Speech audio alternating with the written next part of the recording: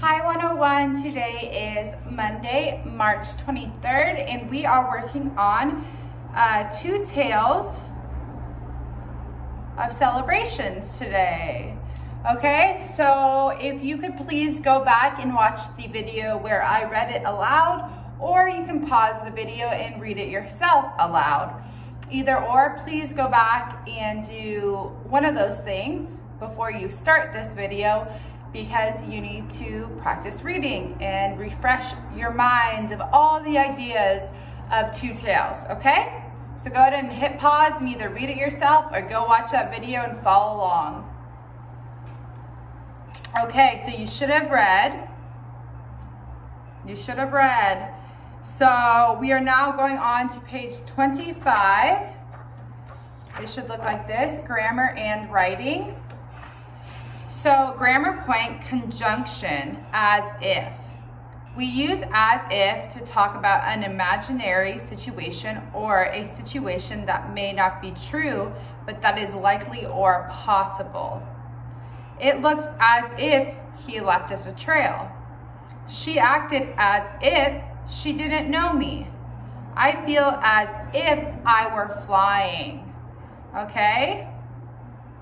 So as if, to talk about an imaginary situation or a situation that may not be true, but that is likely or possible. So the grammar practice, you are going to connect the sentences using as if. So you have, you look, haven't slept all night. You look as if you haven't slept all night. Don't forget to add that second you, or that second, the subject again. So if it's he, she, whatever it is, you need to put that back there. So you can see that right here. It looks as if he, that's a little bit of a different one, but she acted as if she, I feel as if I, before you are saying what you're going to say, okay? So, like in number 2, he talks as if he knew all about it. He talks as if he knew all about it. Okay, go ahead and pause the video and do 3 through 5 on your own and press play when you are ready to check your answers. Okay, 3, she treats me as if I were a baby. She treats me as if I were a baby. Because there, I don't know if some of you could have put, she treats me as if she were a baby, but they're talking about her treating me, right? She treats me as if I were a baby, right? So who's it really about? It's about me, I. They looked as if they hadn't washed in days. They looked as if they hadn't washed in days. I felt as if I were in a dream. Okay, let's go back over them. 1 is, you look as if you haven't slept all night. You look as if you haven't slept all night. 2, he talks as if he knew all about it. 3, she treats me as if I were a baby. 4, they looked as if they hadn't washed in days. And 5, I felt as if I were in a dream. Okay, we are going on to page 26, the wrap up. So we have, write the differences and similarities between Chinese New Year and the 4th of July. So you can pause the video, go back, use your book, and you will write differences in here. So write about the Chinese New Year, write about the 4th of July, and anything that they have in they do the same or similarities, you'll write in here, okay? Differences for each one, similarities in here. Okay, so go ahead and press pause, and when you're ready, press play. Okay, so there's obviously not one correct answer for this question. I just hope that you wrote at least 2 or 3 things about maybe each one, and then 1 or 2 similarities would work. So a couple things that you could have wrote about the Chinese New Year is the time, right? So the time of Chinese New Year happens right before spring, right? But 4th of July, the time happens on July 4th. So those are 2 different celebrations, right? So the time that they take place. Summer, spring, okay?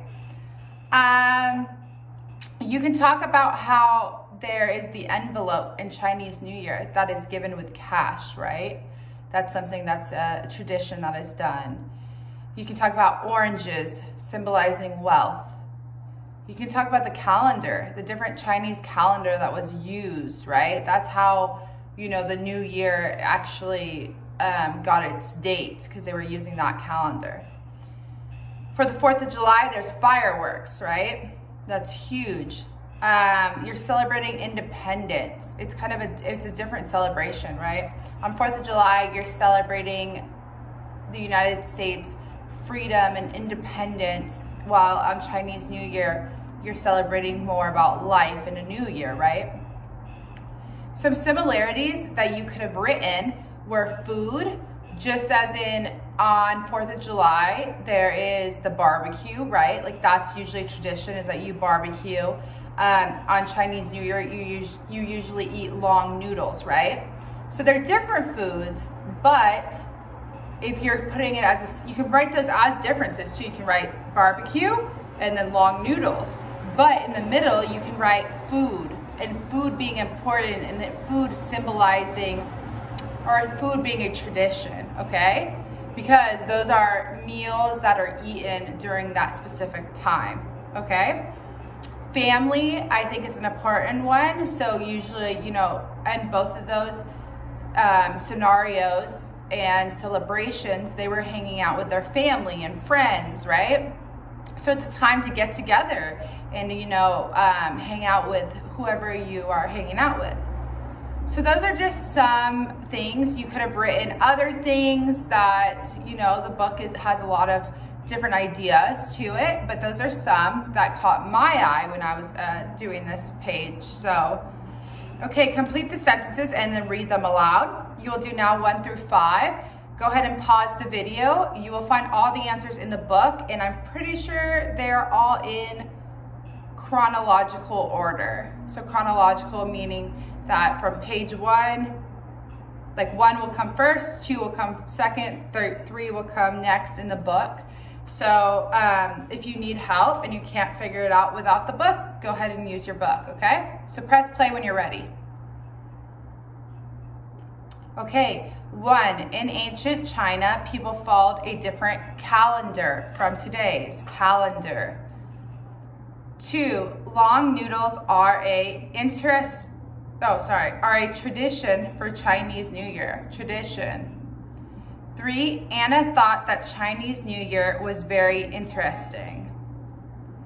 4, John Adams signed the Declaration of Independence. 5, Anna, Cody, and their families went to the fireworks.